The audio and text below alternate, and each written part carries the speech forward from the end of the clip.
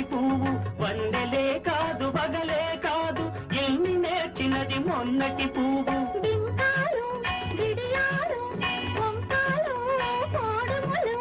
ఏమో ఎవరిదో గాని విరి గడసరి